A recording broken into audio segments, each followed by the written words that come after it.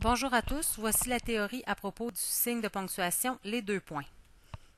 Tout d'abord, toutes les informations qui sont données dans cette vidéo se retrouvent aussi à la page 21 de votre document parce qu'on aime la grammaire. Vous trouverez aussi d'autres exemples que ceux donnés dans la vidéo ici dans votre document. Les deux points peuvent être utilisés à trois moments en écriture, soit dans une énumération, dans une citation ou dans une explication. Premièrement, les deux points et l'énumération.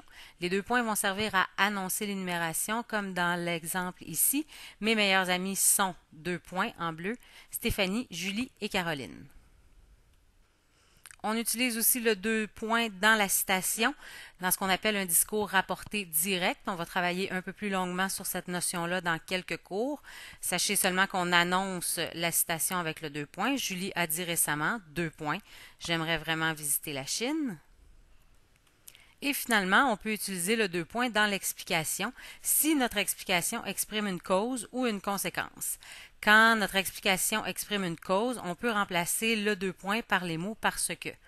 Comme dans le premier exemple ici, je suis arrivé en retard, deux points, les conditions routières étaient exécrables. On aurait pu dire je suis arrivé en retard parce que les conditions routières étaient exécrables. Dans le cas de la conséquence, ce n'est pas possible de le faire de cette façon-là. Tu as peu étudié pour ton examen, deux points, tu risques d'échouer.